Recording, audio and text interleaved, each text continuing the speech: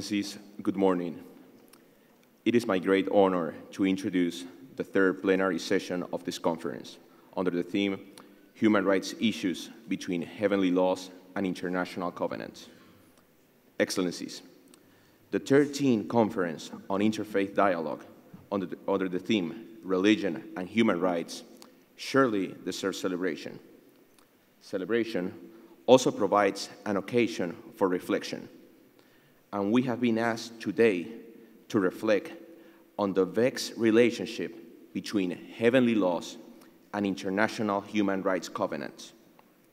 We do this as religious scholars, academics, international law specialists, human rights advocates, and most importantly, as observers of religious practices.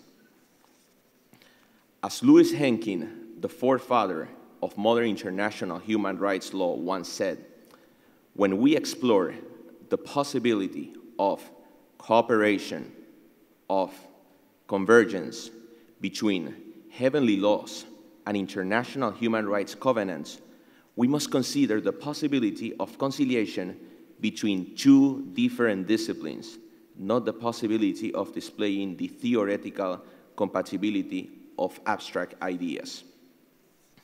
Excellencies, aligning heavenly laws with international human rights standards often involves a difficult balancing act among rights, religious traditions, and ancient concepts such as natural law.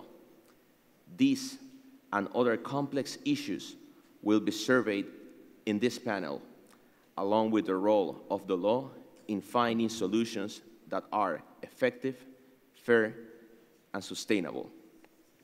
Now, it is my great honor to introduce Mr. Abdel Wahed Al-Hatir, Chef de Cabinet of His Excellency, Mr. Mustafa Al-Ramid, Minister of Justice of Morocco. Your Excellency, you have the floor.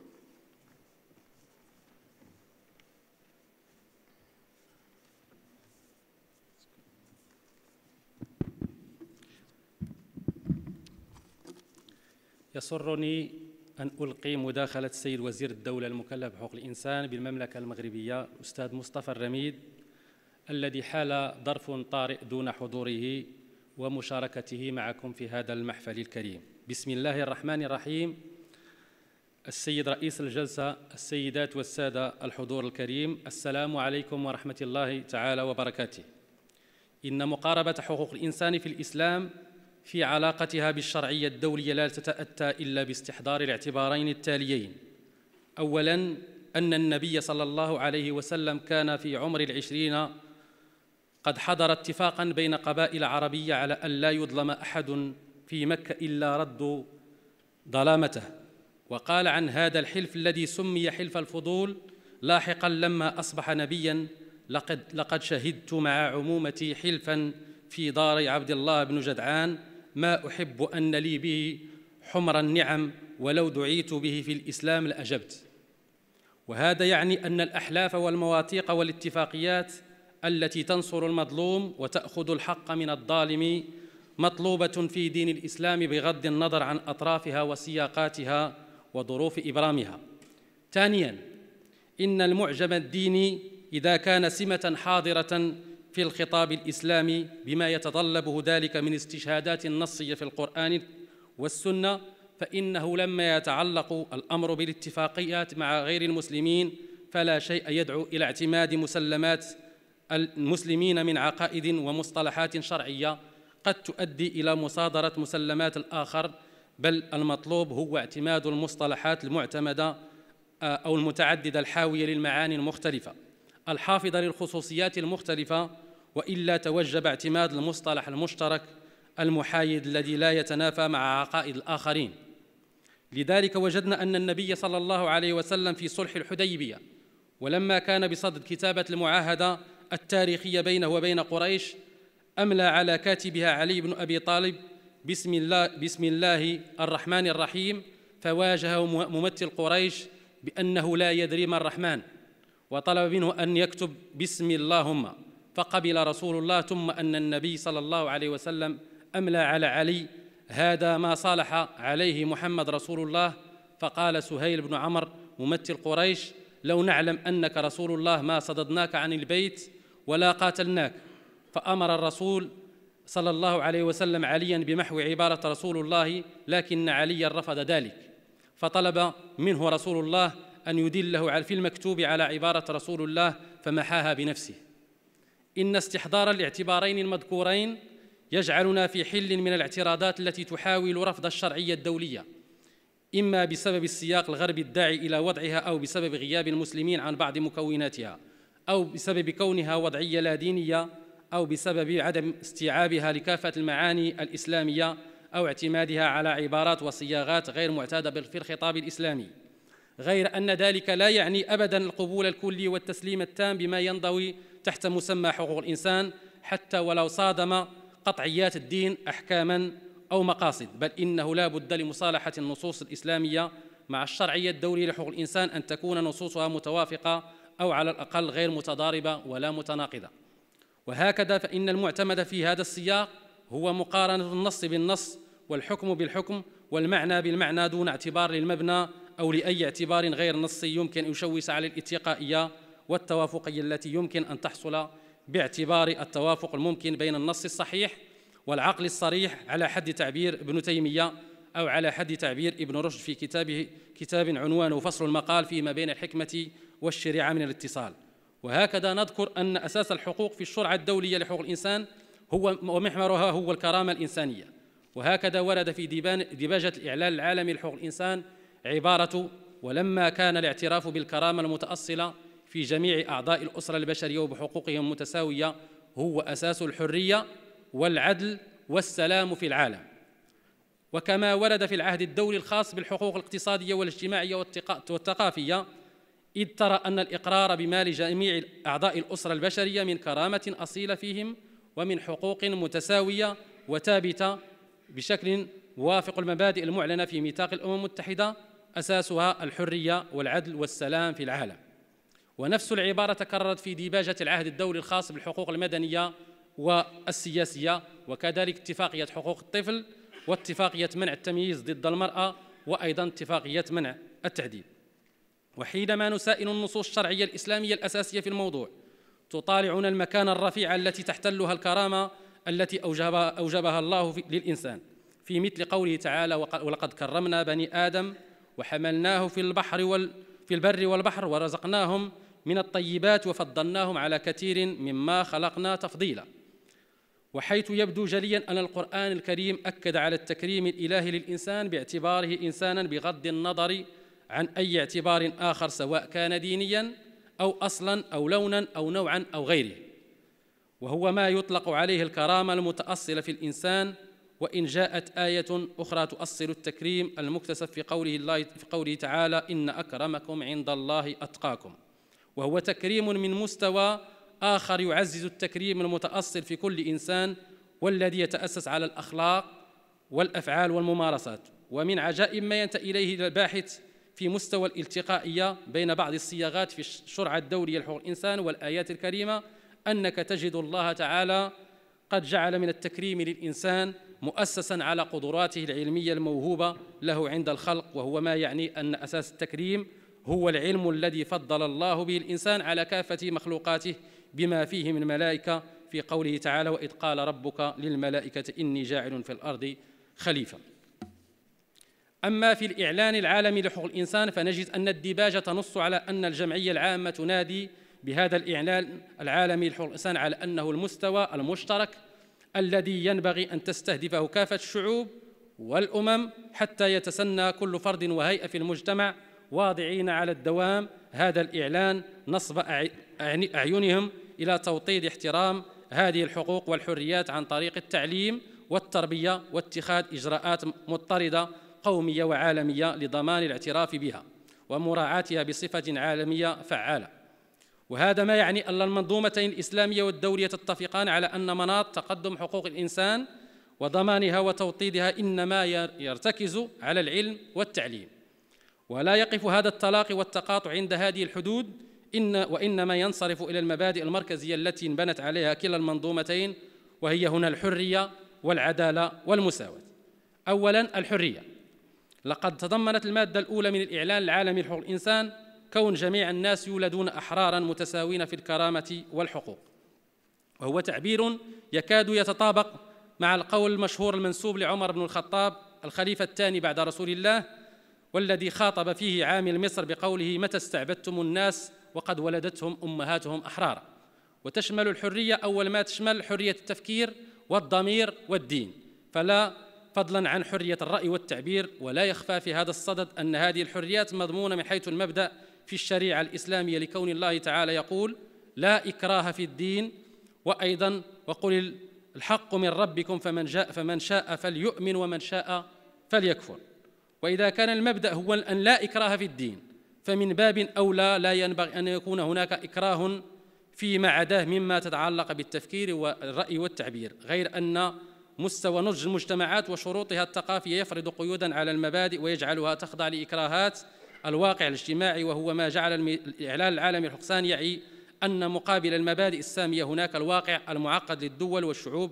لذلك نص في المادة 29 على إمكان إخضاع الفرد في ممارسة حقوقه وحريته للقيود التي يقررها القانون.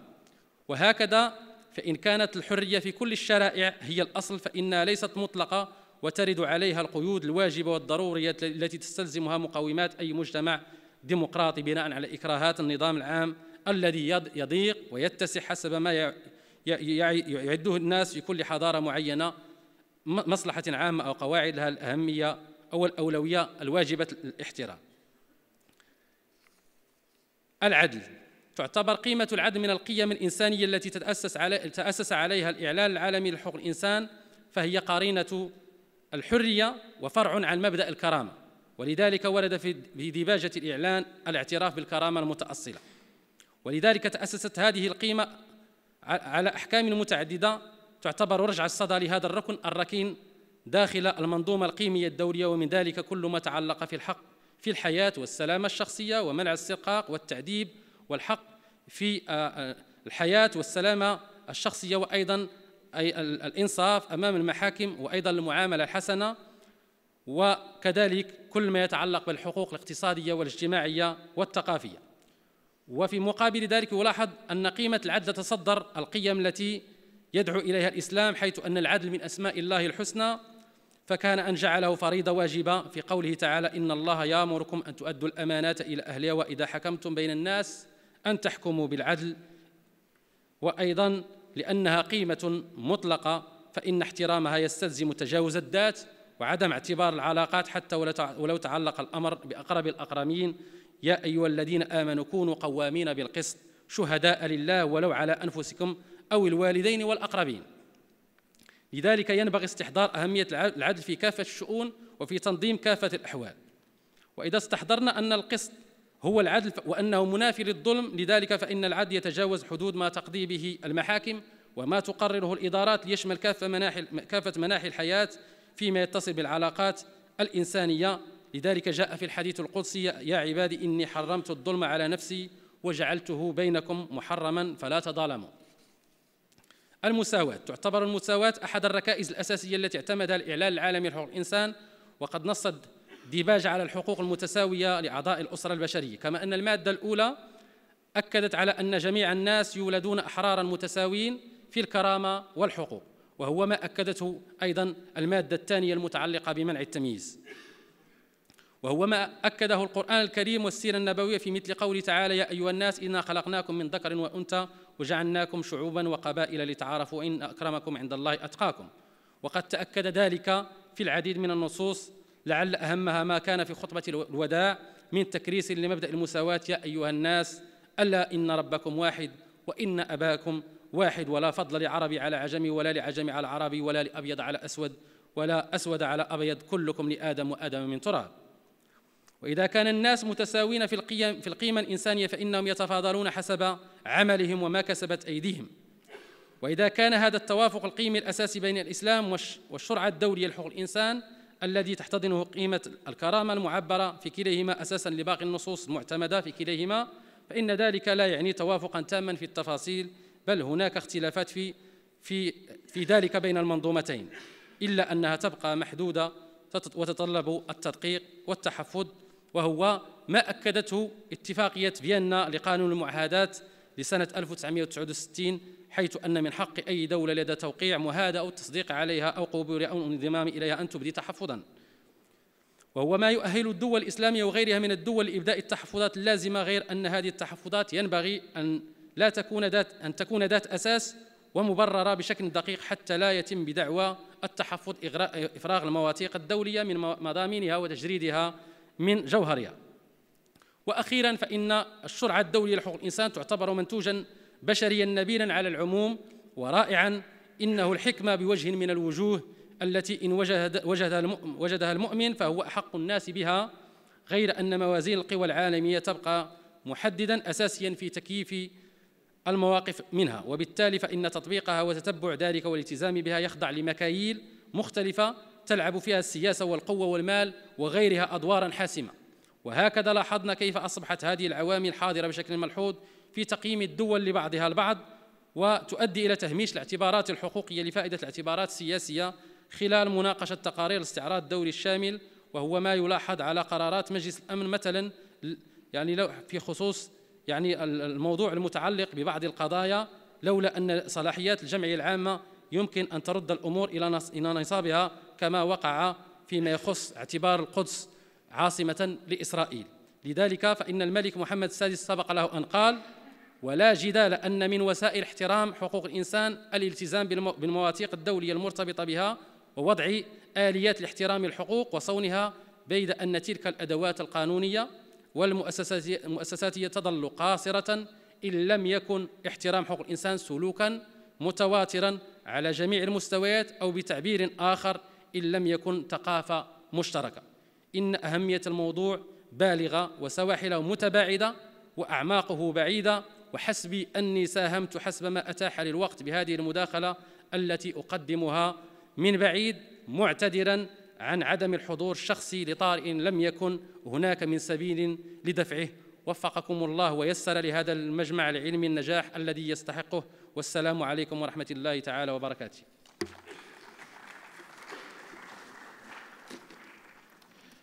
Thank you, Mr. Al-Hatir, for your presentation and for highlighting the legal value of the cardinal principle of human dignity. I would like to kindly remind our speakers that the conference has allocated for them 10 minutes for their presentations. Now it is my honor to introduce Her Excellency Vesna Skare-Osvold, Member of the Parliament and former Minister of Justice of the Republic of Croatia. Your Excellency will be presenting her paper on the rights to equality and justice. Your Excellency, you have the floor.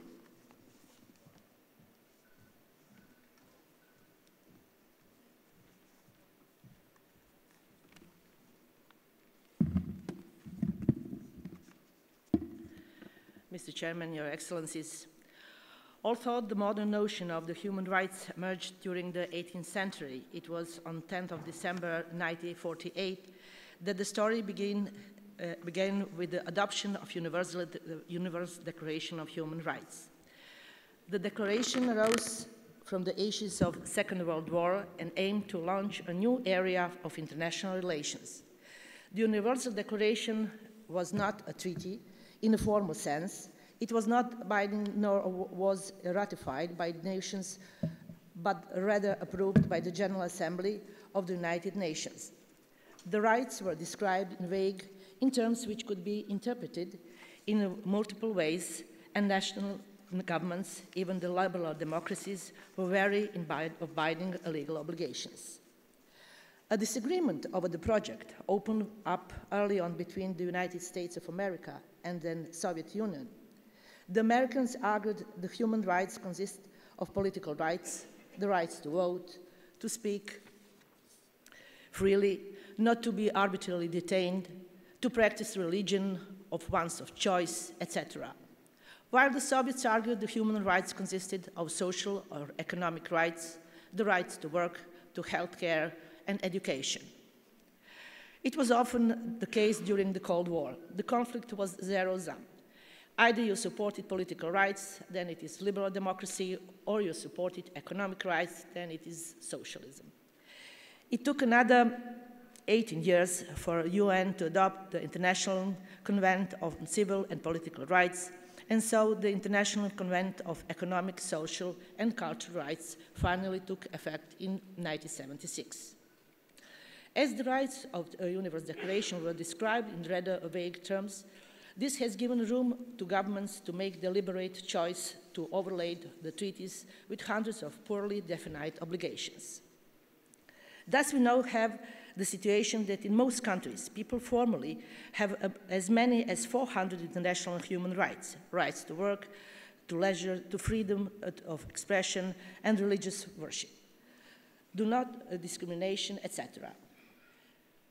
And such quantity provides no clear guidance to the governments. Of course, not all of the rights from the list are applied on national levels. The governments negotiate with the various stakeholders, make trade-offs with NGOs, all along balancing with the budgetary constraints which rights to protect or which not to. In addition to this elastic concept of the wording of numerous human rights treaties, the problem lies in the politics of NGOs dealing with human rights. They often do not take a carefully designed and well-thought approach of enforcing human rights, but rather push the so-called one-size-fits-all politics. For instance, they require poor countries to comply with all the human rights listed in the treaties, in fact, telling governments they should reorder their priorities, so to concede what is, for example, some NGOs thinks it is important. There are 10 key human rights treaties that should be respected. The implementation of their provisions ensured the drafting and enacting adequate laws through the national courts. Generally, the request for massive changes in the behavior of non-Western countries is a tough job. In some cases, it is unwise to insist on certain changes, especially those regarding religious issues where religion is traditionally deeply entrenched into people's life. In aggressive approach, under the guise of a modernization, it is not always the best way to enforce human rights.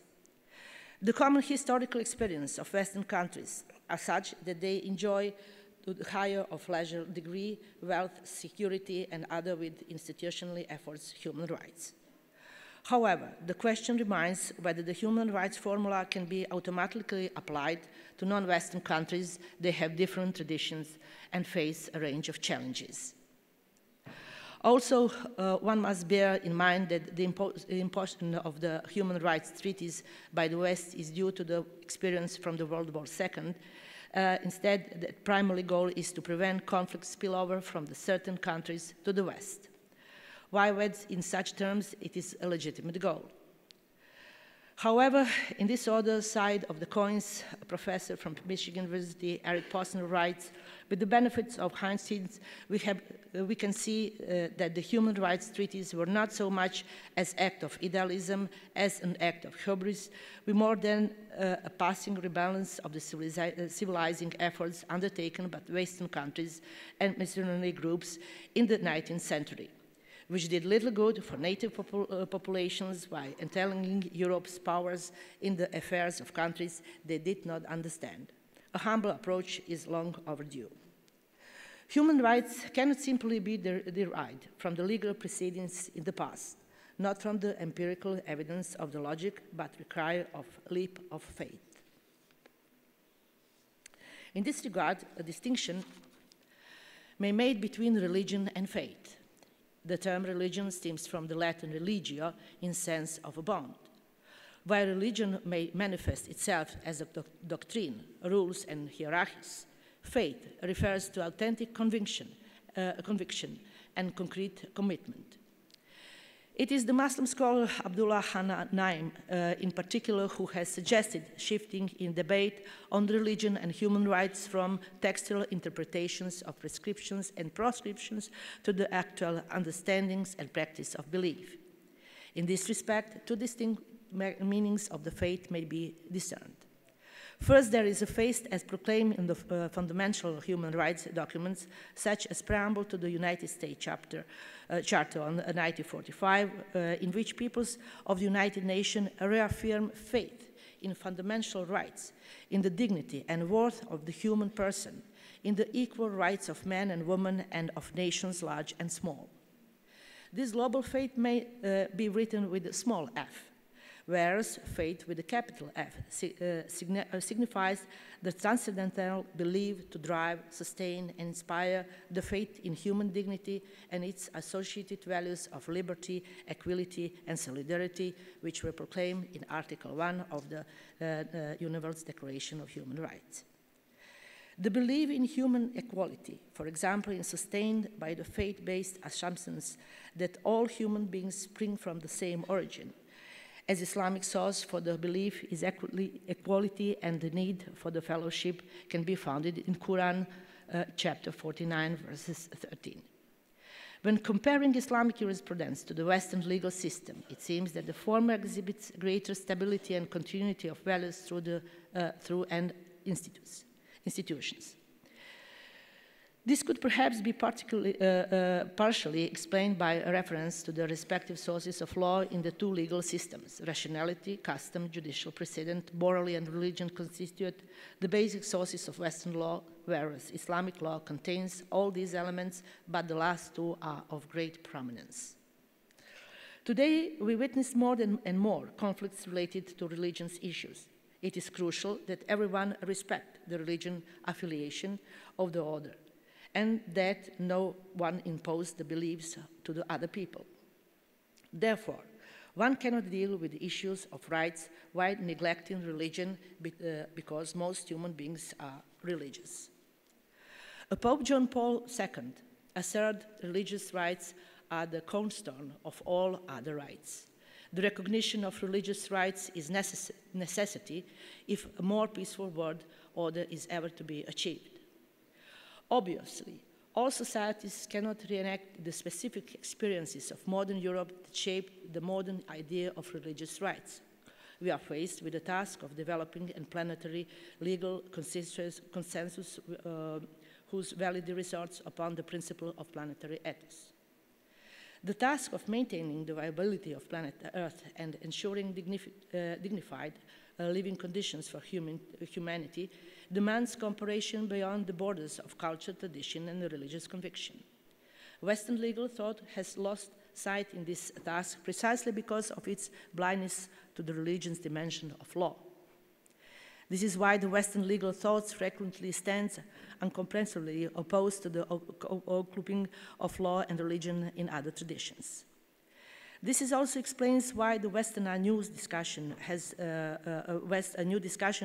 erupted over the Eurocentric Charter of Human Rights, which are cited to be incapable to taking a route of regions of the world where other cultures and religions prevail. Omitting the religious dimension of law further depends on distance between Western and non-Western legal concepts. For believers in Islam, Buddhism, Hinduism, or Confucianism, assume the inner unity of law and religion. Those in the West who aspires to ask how human rights theory can take root in these cultures must also look again at the collapse connection between law and the religions in their own culture. We have only briefly tackled some problems related to the human rights concept. But of course, we can say that the world is not a freer place than it was 50 years ago. Despite its weakness, the Universal Declaration has become what it claims to be in 1948, namely, a common standard of achievement for all people and all nations. Thank you.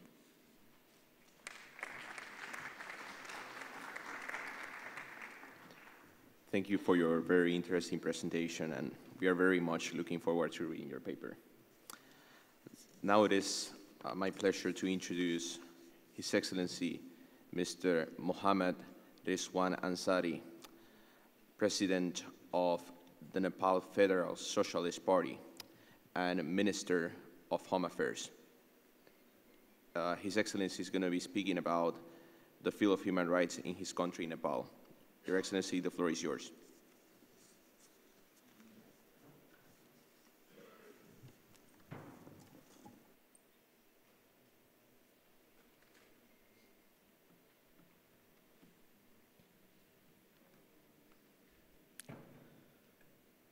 Reverend Honorable Chairperson of this session, the towering personality and organizer of this peaceful conference, ladies and gentlemen, Assalamu alaikum and good morning, Doha. Bismillahir Rahmanir Rahim. I am very much delighted to address you today at this conference in an aspiring peaceful atmosphere. It gives me immense pleasure to see so many people of different religions and beliefs gathered from every part of the world. I would like to thank DCID for organizing such an wonderful and productive conference. Human rights are the backbone of any legislation of any country, and I welcome an initiative to promote human rights among the people of different religions and beliefs. Today is a significant day related to this significant event, and we are going to open a door that is often considered closed. Ladies and gentlemen, 60 years ago, the General Assembly of the United Nations adopted and proclaimed the Universal Declaration of Human Rights, thus setting in motion the development of the international human rights legal system as we know it today. In 1948, in the wake of a devastating world war, the 58 UN member states share an aspiration toward a more equitable and just world. For the first time in history, the international community embraced a set of universal rights and freedom as a defense against oppression of discrimination. The declaration has inspired many international conventions, declarations, and resolutions. It has been incorporated into the constitution and laws of many countries, translated into numerous local and national languages. It is the most widely cited human rights document in the world. It transposes important values such as justice, equality, human dignity, and liberty into rights to which everyone is entitled. These are the birthright of all human beings, regardless of where they were born or to what cultural or religious traditional they belong to. They reflect our common humanity from which no person may be excluded. The ideas that human rights apply to all people in the place, all time, was the basic principle underlying the 1948 Declaration. In terms of religion, of beliefs, this means that it makes no difference whether someone is a Muslim or a Hindu, or a Christian or a Jew, or a Buddhist or a humanist, an agnostic or a atheist. Everyone rights and freedom deserve to upheld and protected. In other words, to restriction may be placed on human rights in the name of religion. There are people who argue that human rights can be interpreted differently within different religious traditions, but I believe that such relativism seriously undermines the international human rights legal system, because every religion of the world is based on human values, moral teachings, and is it possible a religion itself violate its own boundaries? No, not all, as a religion acts like security guard to the human rights and humanity. And frankly speaking, we the interpreters of religions interpret our religions incorrectly or fail to evaluate, resulting into violation, instability, and exploitation. I am very much glad that all of you, including as me, representative of different world religions, are there to endorse that our religions recognize and support human rights and fundamental freedoms for everyone. We are here to tell the world that religion and human rights are not in conflict. That is, in fact, religion and can be major sources of legitimacy for human rights. I, being a Muslim, wholeheartedly endorse that message to as basic human rights that guarantees religious diversity. Freedom of religions and beliefs is a significant indicator of a general human rights situation because it directly reflects the situation with other freedoms, such as the freedoms of expression, association, and assembly. Mr. Chairperson, unfortunately, respect for freedom of religions and belief is declining in many parts of the world. The position of religious minorities in particular is increasingly under threat. This is one of the reasons why to pay so much attention to freedom of religion and believe in implementing the human rights strategy. As mentioned before, if this freedom is infringed, many other human rights and fundamental freedom will be as well. Ladies and gentlemen, mutual respect is a concept that is a core value to all world religions, even to major non-religious believers, such as humanist atheists. But respect does not arise automatically.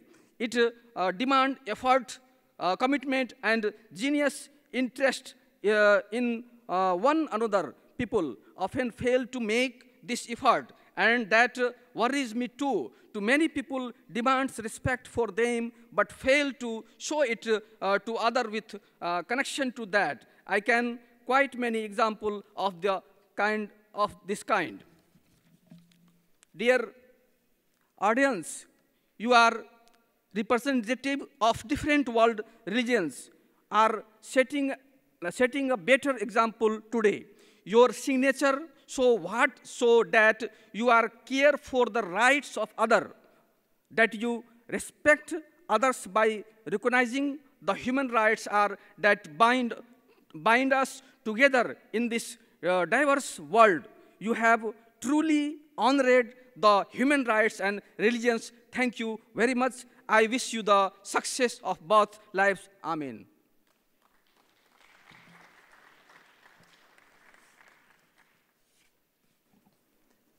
Thank you very much, Your Excellency. It is the very same UN Charter that states, "We, the peoples of the United Nations, determined to reaffirm the faith in fundamental human rights and the dignity and worth of the human persons, in the equal rights of men and women and of nations of large and small." Thank you very much for your enlightening presentation and for a general survey of international human rights law. Now it is my pleasure to introduce my fellow Latin American compatriot and renowned lawyer and politician and currently comptroller of the National Institute Against Discrimination, Xenophobia, and Racism, Mr. Claudio Pressman from Argentina. Mr. Pressman, the floor is yours. Thank you very much. George Simmel said in his book Religion that will social life is in interaction. It is therefore a unit. That this unit means something other than the fact of multiple elements linked together. The author has imagined that the fate of each to its component does not leave the others and disturb it. Today, it could also be added that it interaction in a complex and global society. expressed, and relationship established through interactive communication networks, and never before in the history of the humanity, global messy, chaotic, and plural dialogue can be glimpsed, composed of unlimited voices, languages, multiculturalism, and different religious beliefs. The search for meaning has many possible expressions, one of which is the development of spiritual belief. Religion are part of that search to answer to great questions asked by us, human beings. The public expression, the public exercise of the intimate conviction of this belief through history have not been peaceful. Only recently the recognition of the right to exercise and believe freely are being received in several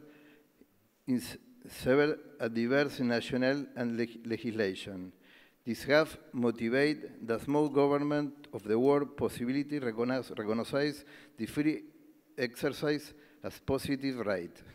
This right can be manifested in different ways. For example, it could be regarded as the power of parents to decide the religious orientation of their children, such as freedom and conscience, freedom to choose a belief, the possibility of attending religion, practice, and rites, among other different manifestations.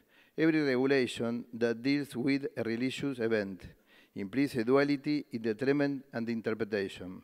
From a human rights position, it is necessary to approach this from an individual perspective, meaning that religious freedom is taken from one's own conviction and the possibility of believing or not, practicing a specific ritual, or freely expressing a belief.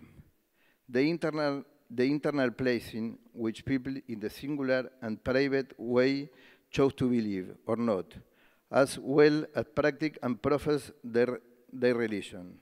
On the other hand, we have the so-called external dimension of religious freedom, and the area where people can publicly exercise their conviction by keeping them through time and sharing the wisdom to the society in general. Modern legislation, in particular constitutionalism and its judicial interpretation in recent years, implies an effective possibility that these two elements, the individual share and the public sphere of the right of free religious choice have their support in human rights law.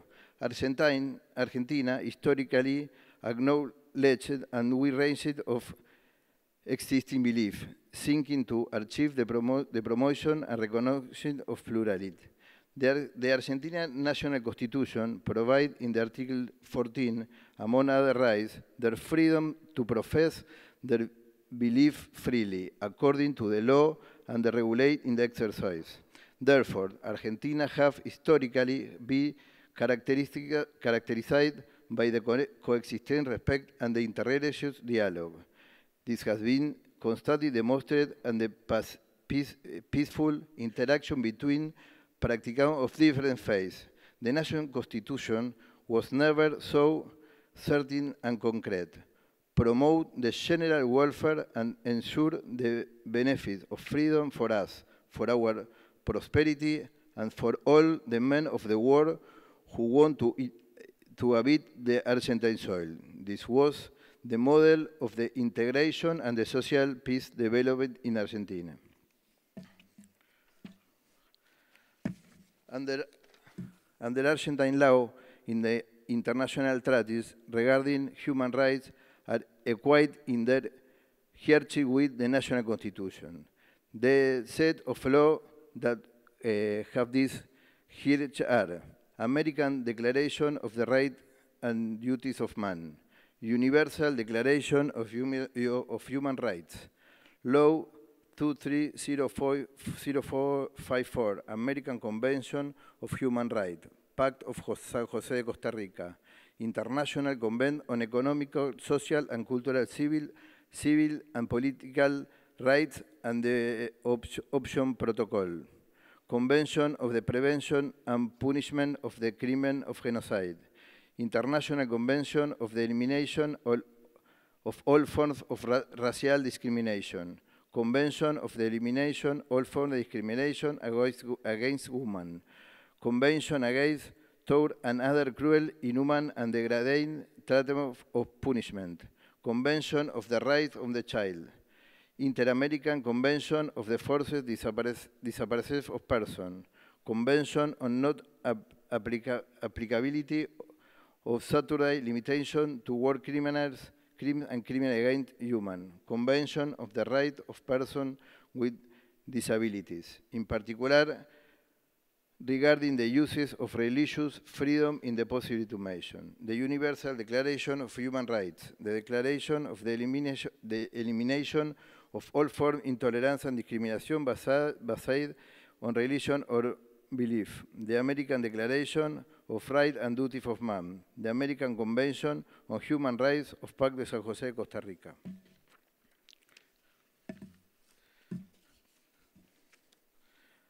The International Convention of Economic, Social and Cultural Rights, the International Convention of the Elimination of all forms of racial discrimination. The promotion and effective respect for the human rights constitute a central axis for Argentine policy. In order to achieve these objectives, action are and grow that generate concrete progress in the enjoyment for all human rights and fundamental freedom that is civil, political, economical, social, and cultural rights. At the regional level, Argentina supports the Inter-American rights system and activity participating in human rights meetings that take place with the UNASUR and the Mercosur, and it is headquarters for the Instituto de Políticas Públicas, Derechos Humanos en el Mercado Común, Human Rights Public Policies Institute of the Common Market.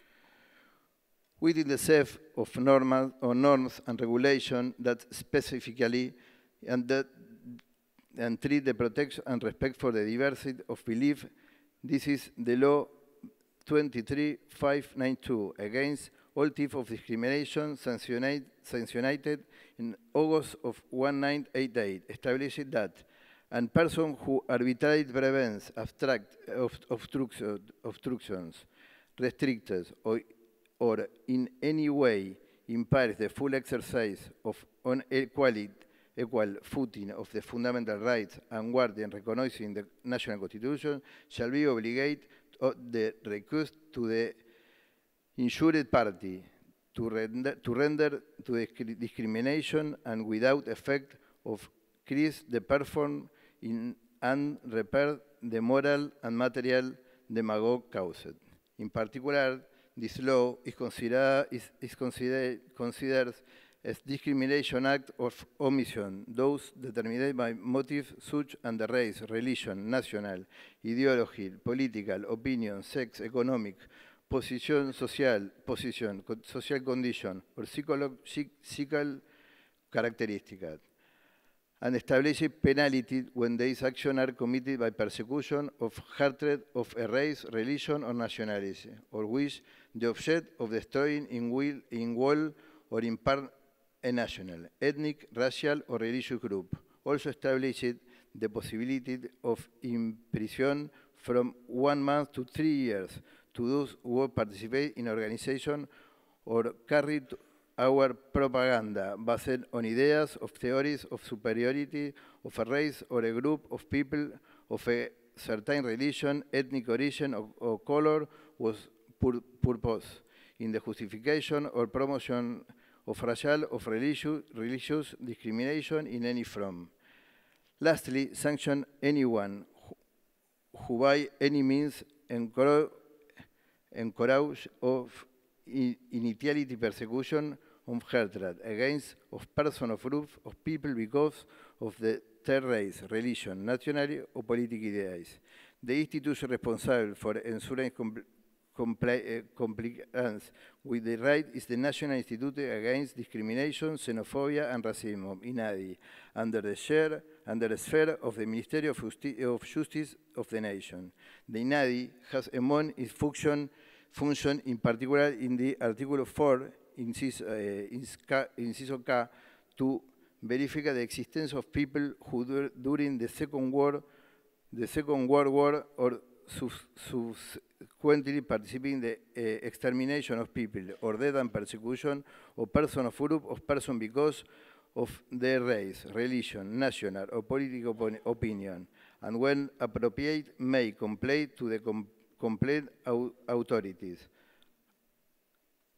One of the objectives is to promote the dialogue and interaction under a device point of view and they recognize and the different religious, the diversity, beliefs and convictions.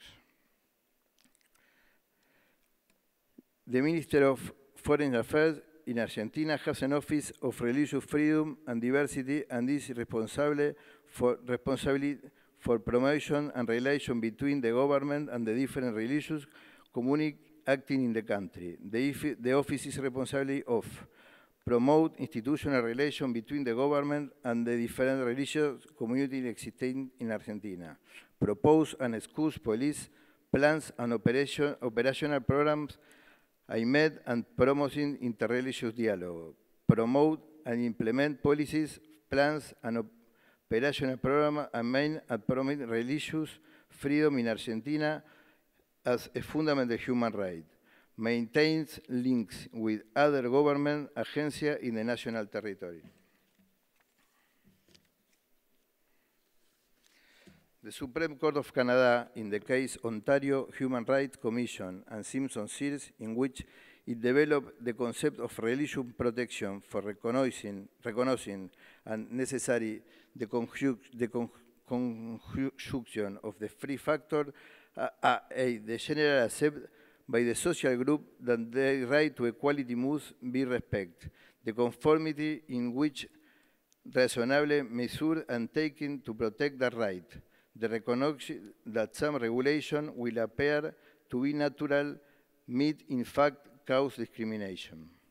According to what has been seen and this norm from international and national order together, we can reach the following conclusions. A person can choose to establish a relationship with transcendent belief, divine or God that he considers.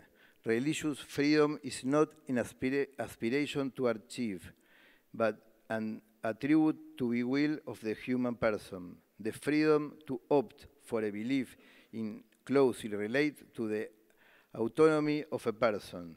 Therefore, understand as the power to profess the religion, confession that each one considers as true. This implies holding the belief within your social environment. The state must protect that exercise, respect of human dignity expressed and the people's decision to believe, practice, and behave according to any religion belief that he assumed it a bookwork form of democracy. Thank you very much.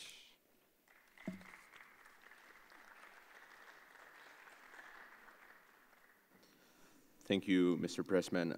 We certainly appreciate your contribution to a complex theme such as the legal framework for dialogue, respect, and religious coexistence in Argentina. It is now my honor to introduce Mr. Sortirios Roussos, Associate Professor at the Department of Political Science and International Relations of the University of Peloponnese. He's going to present his paper on the situation of minoritarian religious communities as political barometer in the Middle East. Mr. Roussos, the floor is yours. Thank you, Mr. Chairman. First of all, I would like to express my deep gratitude to DCID for extending me this kind invitation to participate in such a high-quality conference and to exchange views with all these scholars and activists and people that are actually shaping the opinion in their countries. Also, when I saw the choice of the organizers putting my paper in this panel, I was a bit puzzled. I thought that it was not very relevant to the rest of the panels, to the rest of the panelists. But at the end of the day, I did understand that it was actually, because between the Covenant law and the International Convention on Human Rights, there is a large field, sometimes minefield, which is called politics. And this is what I'm going to talk about today. I'm going to talk about politics of the minorities in the Middle East, and especially some aspects of the minorities in the Middle East. Actually, this presentation will argue that the situation of religious minorities could be seen as a barometer that provides the world with an accurate measurement of the political, social, and economic atmosphere in the region.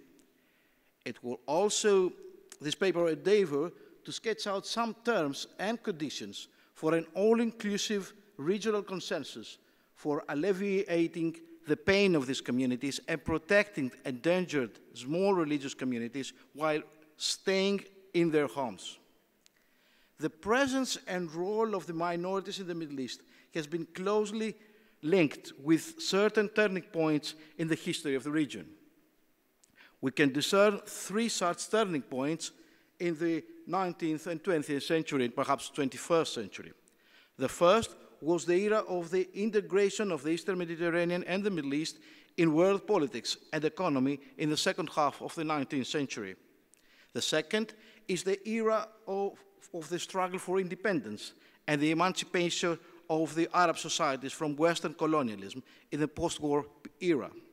And the third, it is today's cataclysmic events emanated from the challenge to the formation of the Arab nation-state and from the integration of the region into the globalization processes. In the 19th century, the demise of the Ottoman Empire was accompanied by full integration of the region into global markets and a cultural renaissance.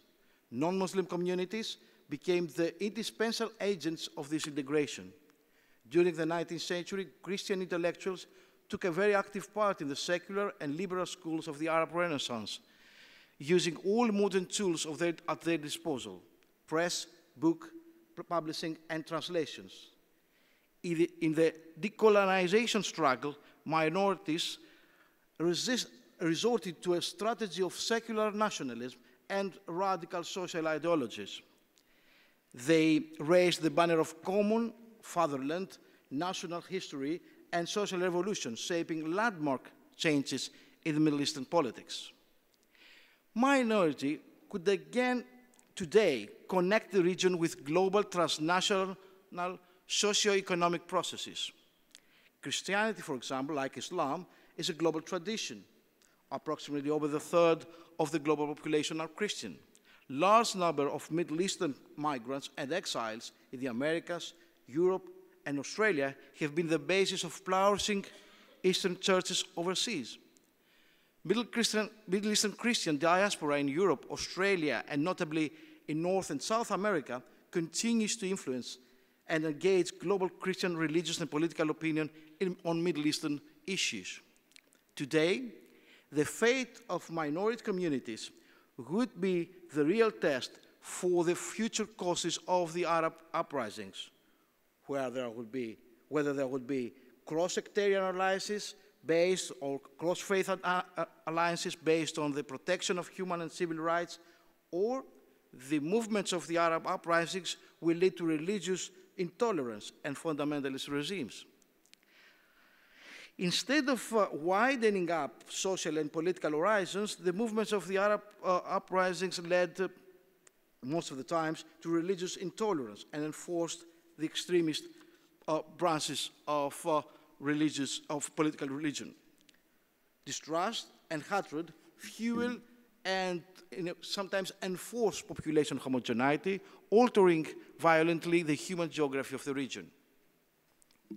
After the fall of the Ba'athist regime in 2003, the Christians in Iraq became the canaries in the coal mine for the greater Middle East. The extent in which they were tolerated in the new Iraq was being watched closely by the Maronites of Lebanon, the Copts of Egypt, and other non-Muslim communities in the region. Despite the demise of ISIS, the Christians in Iraq were, and still are, deeply troubled by the rise of radical Islamic tendencies in both the Shia majority and the Sunni minority. During the Syrian conflict, sectarianism has also brought the smaller minorities in a harrowing catch-22 situation. Caught in the crossfire, they find themselves between the hammer of the devil they know and the anvil of an uncertain status under new rulers. In this context, individuals and whole communities alike adopt a fortress mentality that pushes them to entrench behind their narrow sectarian identity with limited or no interaction beyond the sectarian borders, and with security prized as the ultimate good. There is no room for disagreement or democratic debate within the communities, a situation that garbs intra- or inter-community relations in an authoritarian cloak. Moreover, the Syrian conflict, as well as the situation in neighboring Iraq, give rise to another worrisome trend, the militarization of smaller ethno-religious communities. This development is particularly alarming, not only because it further fuels conflict, but also because these groups are inherently weak. Their weakness renders them as an easy prey for manipulation, and most importantly, it endangers the entire communities as its members become a legitimate target for reprisal attacks. In post-ISIS Iraq, the challenges faced by religious communities are manifold, and the prevalent sectarianism predating ISIS, mainly between Sunni, Shia, and Kurds, is alarmingly re-emerging. One major challenge is giving peace-building and reconciliation initiatives aiming at building a pluralistic Iraq precedence over punitive measures by returnees seeking justice. Egypt's Coptic Christian minority still finds itself in a situation between marginalization and persecution. The alarming events in North Sinai and in Almenia, where Copts have been victims of armed attacks and forced displacement, have contributed to a climate of terror against the Coptic population. Notwithstanding the fact that the equal rights for minorities are enshrined in the Egyptian constitution, Coptic Christians find themselves in a situation of discrimination and sometimes open hostility. In Turkey, the aftermath of the failed coup d'etat of July 2016 and the state of emergency climate has rendered the situation for religious minorities more volatile. In sum, there are three challenges confronting minority communities in the region. One, an increasing militarization of sectarian identity. Two, changes in the constitutional and legal framework in various countries connected with the uprisings and or with political and socio-economic changes and transitions in the countries of the Middle East. Three, issues arising from the connection of the position of various religious communities within the political situation in their respective states, such as in Lebanon and Israel-Palestine. Now, let's see some elements for regional consensus. And first of all, the role of religious leaders and in the reintegration of refugees and internally displaced persons. Religious communities and leaders should be encouraged to play a proactive role in the reintegration system and to provide assistance to returnees, with particular focus on vulnerable groups, such as those who have experienced persecution on religious, ethnic, or political grounds. Offering guidance and purpose to vulnerable individuals who return to their countries or regions of origin, which they will find much changed, are challenges that should be tackled by various stakeholders, including, of course, religious leaders. There are different dimensions to reintegration. The economic dimension, the possibility to make a sustainable living in the region of return is undoubtedly of major concern.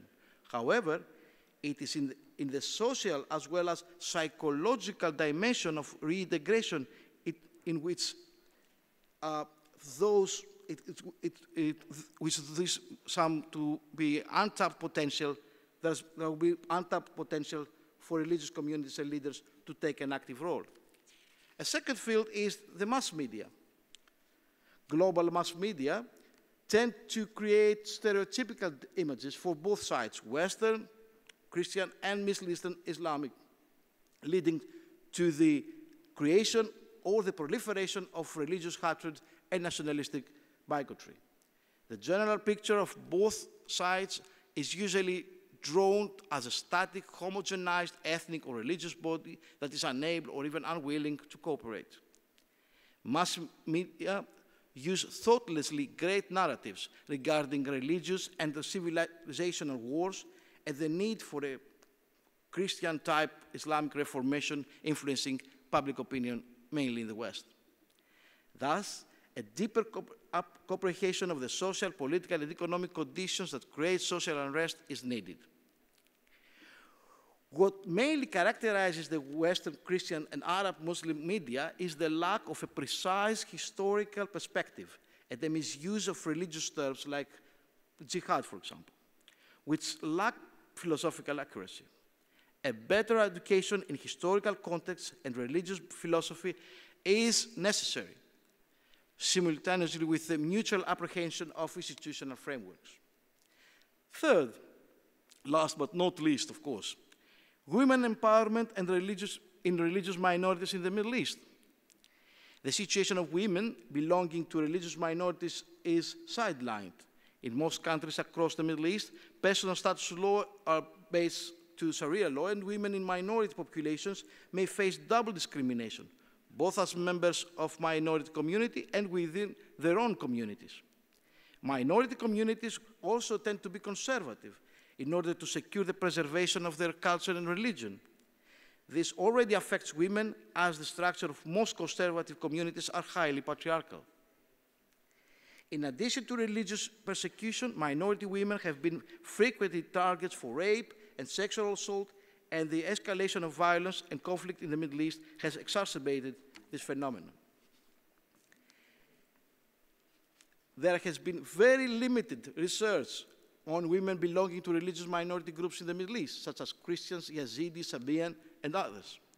What is more, these women do not have legitimate platforms to articulate their opinions.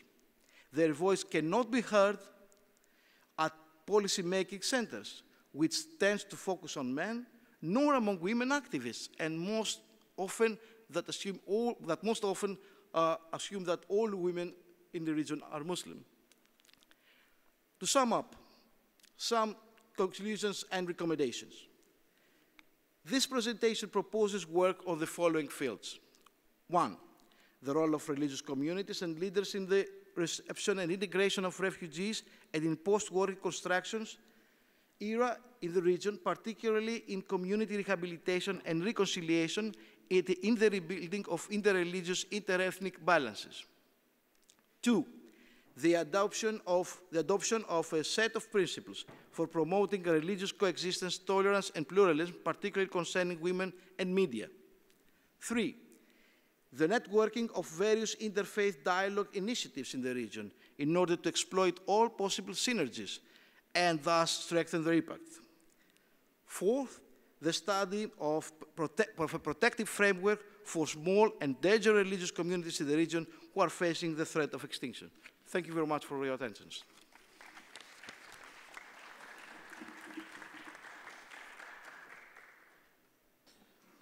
Thank you, Dr. Roussos, for a fascinating and thought-provoking paper, particularly when comparatively applied to other regions of the world and situations such as the one in Central African Republic with the Muslim minorities. Now it is my pleasure to introduce Professor Dr. Jorge Bacelar Gouveia, who is part of the law faculty of the University of Lisbon and holds a PhD in law from the faculty of Nova University of Lisbon, as well as a full law professor tenureship at the law faculty of Nova University of Lisbon. Professor, the floor is yours. Thank you, Mr. Chairman. Thank you all for this kind invitation, and my congratulations for the very good conference we are having now here in Doha. Very good themes, very good company, nice people. So congratulations for the organization for this achievement. I have written a paper about freedom of religion and the experience of Portuguese law in this field. I assure you I'm not going to read 37 pages. Don't be scared. I'm not reading 37 pages. I will summarize some ideas from that paper, saying basically two things.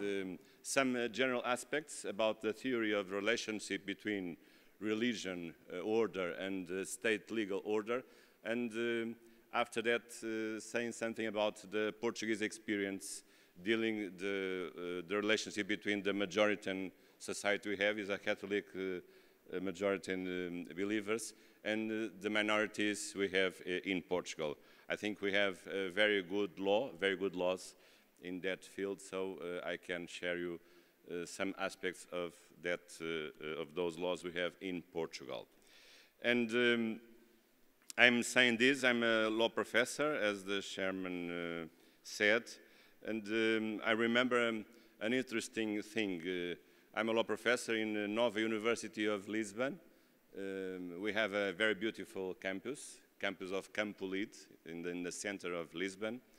And I remember this single fact, that we have two main entries in the campus. In one of the entries we have a Catholic church, St. Anthony Church. In the other side we have the Central Mosque of Lisbon. So it's a very blessed place, twice blessed, because we have a Catholic church and we have a Muslim temple in both entries. In general, about the relationship between law and religion. The first topic I would like to underline is that the importance of the freedom of religion is protected in the high level of international human rights, because this was a very great achievement. No more a domestic protection. In some countries, the constitutional protection is not a very good protection, because in some countries, the constitutions don't protect rights, even don't protect the freedom of religion. So, since in this year we are commemorating the 70 years of Universal Declaration of Human Rights, so it's a very important thing. We have human rights protected in the highest level, and that means the human rights are universal, are equal for all the civilizations we have in the world, all countries, all regions, all languages, all cultures. And also, if the human rights are protected in the highest level, so we have more effective instruments to make the supervision above the countries. So we have international courts and we have international institutions that are supervising the fulfillment of these human rights. So it's a very good thing we have achieved 70 years ago. The first step was the Universal Declaration of Human Rights. We are commemorating this year. And obviously, nowadays, we also have some regional systems of protection human rights. I remember the European protection, European system of protection human rights. The first one, the very first one, the pioneer, was the system of Council of Europe with the European Convention of Human Rights. But also in the Muslim countries, we have Arabic Charter of Human Rights. That is also a very good charter where we can find all the human rights we have till now. I would like also to emphasize that The freedom of religion we can see in those instruments, international conventions. I would like to emphasize too that freedom of religion and the protection of religious feelings and religion options, I think we can see that kind of need since we are Homo sapiens. If you can see some archaeological research, you can see that the first man in humanity was also, the Homo sapiens was also a Homo religiosus. So we can conclude that the protection of religion options, the religion feelings is something that we have inherent in our nature, in our human nature. So we must protect them. Obviously, we have with us people, citizens, that don't believe in God. They are agnostic, they are atheist citizens. We must treat them with respect, with tolerance, but obviously those who are believers have the right to be protected because they are believers. And I would like to underline too that this is the main problem we have is the relationship between a legal order in the state, because we are living in organized societies with the rule of law, with the constitution, and what we can see in our religion order or religion values or religion norms. Sometimes the relation is not a good relation, but is a conflictual relation. Obviously, the legal order has many things that don't have anything to do with the religion options or feelings, because in our society, modernized society, technological society, we have many technical norms, nothing dealing with the religion option, but we also have some issues, some critical issues, where you can see some difficult to compatibilize the legal order and the religion order.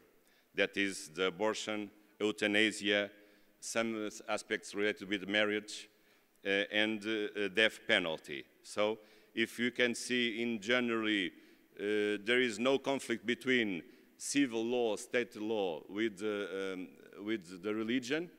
In the other cases, we can face some complicated issues, critical issues, where we must have a solution to solve those problems. And one of those problems is precisely the need to protect the minorities, the religious minorities in a society that has a religion in a majority of the people. That is the case of Portugal. But if you have a freedom of religion, we should protect those that don't have the same religion of us.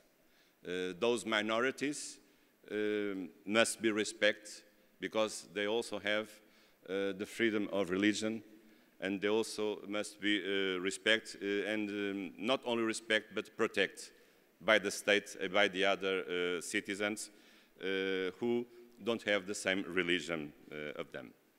And nowadays, this is a very serious problem since we live in a new paradigm of globalization, and we have, mostly in Europe, many migrants. They are coming from other countries, obviously carrying with them their different values, cultural values, and also different religious values. So we must accept them, we must include them in our societies. And because of that, I would like to show you something we have in Portugal. As I said, we have a majority in society of Catholics, 80% more or less, and we have some minorities. But we are not a confessional state. In Portugal, we have a very good constitution approved in 1976 after the Revolution of Carnations in that took place in 1974. And we have a very modern constitution with a separation between the state and the religions, with freedom of religion and conscience and worship to all the religions. We also have in Portugal 2 international treaties with 2 religions, communities. One with the Holy See, a concordat approved, a new concordat approved in 2004. And most recently, we have a second international covenant with another religion, a minority religion, not a majority religion. That is Imamat Ismaili. We have approved the international covenant with Imamat Ismaili Aga Khan since 2009 in Portugal. And we also have ordinary legislation in the place of legal order, a very important Religions Freedom Act approved in 2001. I think the thing I can say about this law, a very important law, is that the recognition of the religions are the same, and in this scheme we have all the people has the right to be together, creating a religion community in a civil way, like association, civil association freedom. But this law especially recognizes 2 kinds of categories of religious communities. A religious communities, community stricto sensu, they have the right to be exempt from taxes. They have the right to teach in public schools, if they have students for that. They also can participate in TV broadcast programs, or they can be listen when constructing a religious temple. But we also have a second and deep category of religion community we call rooted religious community. If that community is existing in Portugal 30 years or more, because in that situation, that community, that is the case of the community, the Muslims of Lisbon, is considered a rooted religious community. In that situation, the members of the community with more than 30 years of existence in Portugal can appoint some members in the Commission for the Freedom of Religion, can also have a domestic agreement between the state and that community, defining several issues like the holidays, like the marriage, the celebration of marriage, or some other exemptions in tax law. These rooted religious communities have also the right to have a civil marriage, but celebrated by their own ritual. That is a third category we have in Portuguese law about the marriage. We have a civil marriage, we have the religious Catholic marriage, and we also have now a third type of marriage that is a civil marriage, but is celebrated by the minister of the religion that is considered and agreed with the Portuguese state as a religion can celebrate by itself this marriage. So this is the news I can give you from Portugal, from our modern religion law in Portugal. I was pleased to be a former member of the Commission for the Freedom of Religion in Portugal. I could speak about many other issues, but my time is over, and thank you for your attention. God bless you.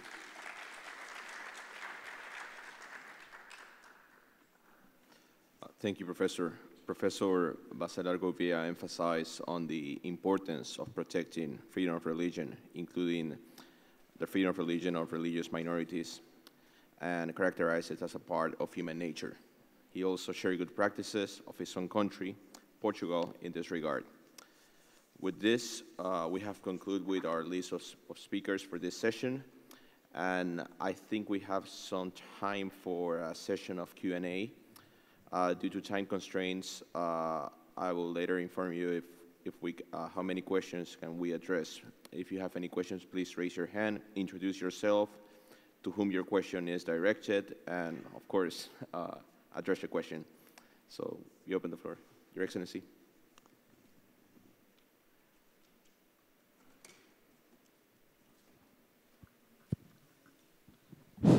Thank you, Chairman.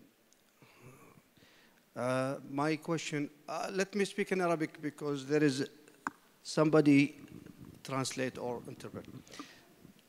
For the أقصد للمنظمين وللمؤتمر نفسه. نحن أمضينا يوم كامل وهذا اليوم الثاني وتعرضنا لمسائل كثيرة، مسائل هامة تتعلق بحقوق الإنسان والأديان طبعاً.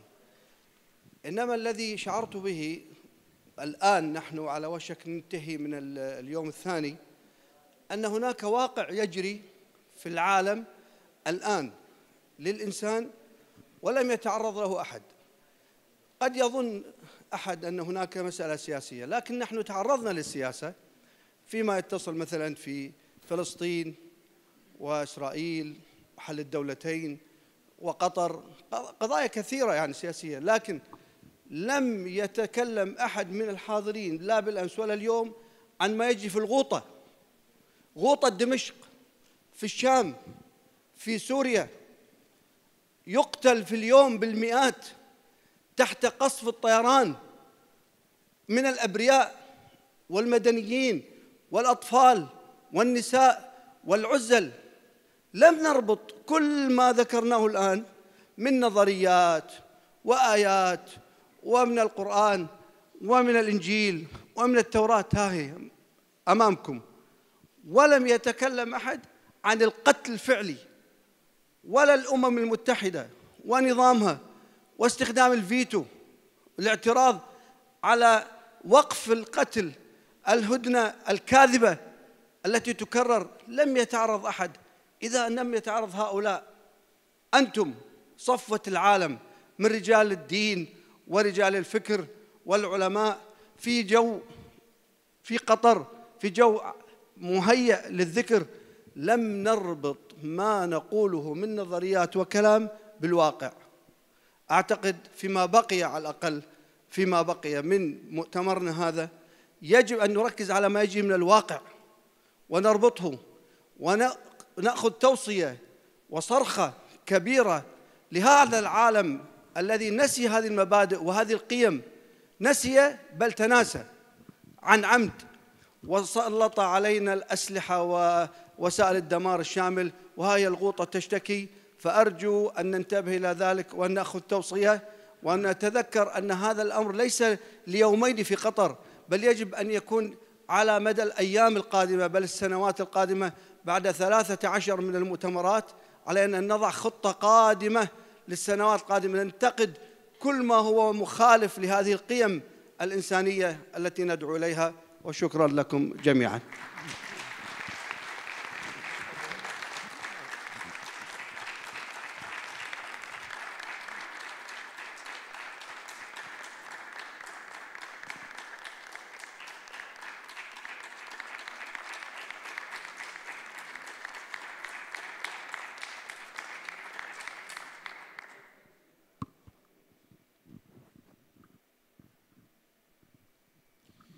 Thank you very much, Tarafa Bagajati from Austria, Austrian Muslim community, and chair of the platform of Christian and Muslim in Austria, and founding member of the MGLC, Muslim Jewish Leadership Council. Being born in Syria in Damascus, I would also thank you very much for this solidarity and clear words, and I just support those words.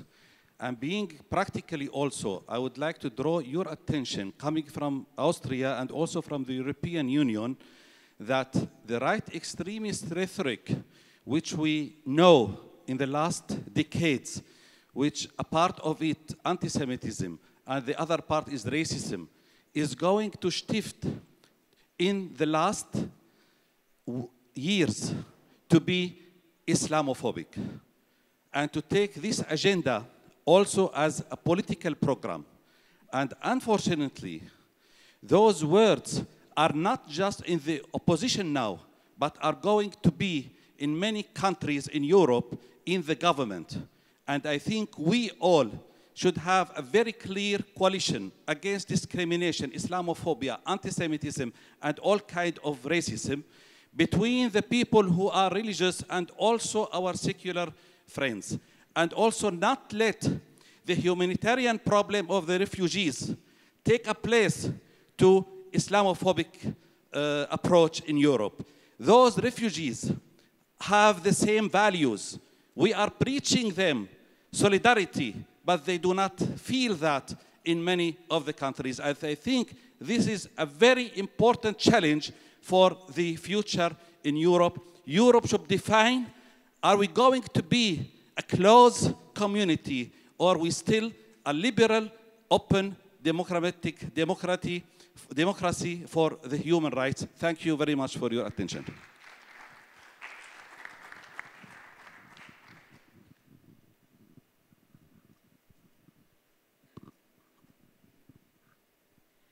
صباح الخير. سناء مسالم، مؤسسة دريس بن زكري لحقوق الإنسان والديمقراطية بالمغرب. بعد أن سعدنا اليوم يوم البارحة وصباح اليوم بسماع أن ليس هناك تضارب بين الأديان وحقوق الإنسان على الأقل نظرياً، أفاجأ اليوم بمداخلة الأستاذ الأثير من المغرب الذي يخبرنا أن الشريعة الإسلامية إذا كانت تؤمن بالحرية والعدل والمساواة، إلا أن تحقيق الحقوق يجب أن يأخذ بعين الاعتبار مستوى وعي الشعوب. وكذلك مداخلة السيدة أوزبلت من كرواتيا التي تخبرنا بأن الإعلان العالمي لحقوق الإنسان يجب أن يتماشى مع القوانين الوطنية ومع الخصوصيات الثقافية للشعوب. للتذكير فقط، حقوق الإنسان هي عالمية ومترابطة ولا يمكن فصلها لأي سبب، كما أن الاتفاقيات الدولية عند المصادقة عليها من طرف الدول فهي تسمو على القوانين الوطنية. في دولة المغرب مثلا تسمو الاتفاقيات الدولية على القوانين الوطنية كما يذكر ذلك الدستور المغربي الذي يحمي العديد من الحقوق. وللدولة يعود دور تحقيق الحقوق وضمانها ورفع الوعي لدى كافة مواطنيها، وليس استدعاء مستوى الوعي للمجتمعات والسماح بذلك بانتهاك حقوق بعض المواطنين. استدعاء الخصوصية يمكن أن يكون خطيراً للغاية ويفتح الباب لانتهاكات عديدة لحقوق الإنسان، حيث في بعض البلدان لا زالت العبودية واستعباد البشر سائدة المفعول بدعوى الخصوصية، كما هو الحال بالنسبة لاستمرار انتهاك العديد من حقوق المرأة مثلا في العديد من المجتمعات لنفس الأسباب. فما قولكم في ذلك؟ شكراً.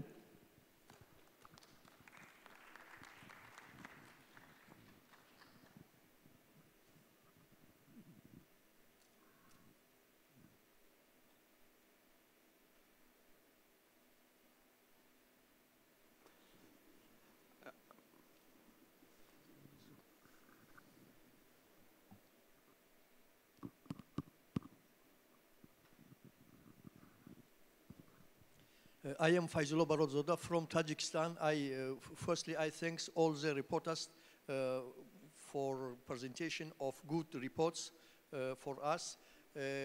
For the last reporter remarked about the agreement with Ismaili imams. I would like to give us more information about the basic content of this agreement, because I am living in Republic of Tajikistan. There are minority parts of our citizens are the followers of Ismailism. Thank you.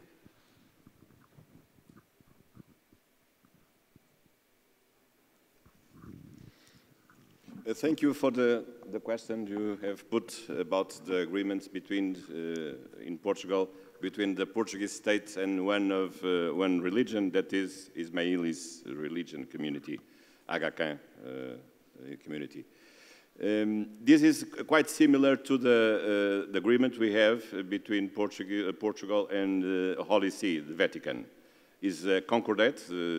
This agreement has not this name, but is the same idea with the same issues, recognizing the right to teach in public school if they have citizens in that community, some tax exemptions, and all the things you have in the Concordat between Portugal and the Vatican, you also have, because it was inspired in the Concordat, we also have in this agreement between Portugal and Imamat Ismaili.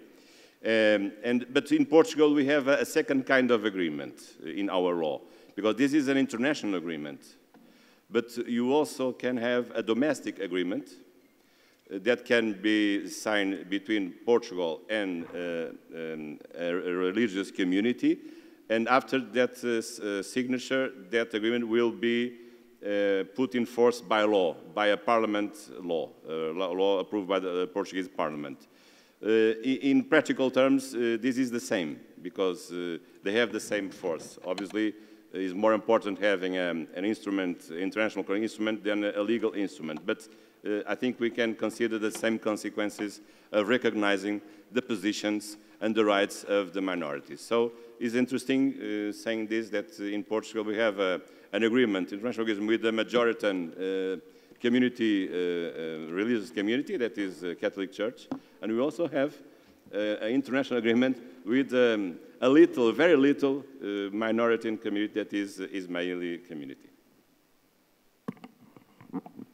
With this question, we conclude the third plenary session. I thank all the speakers, and I thank all the persons that were here. Thank you.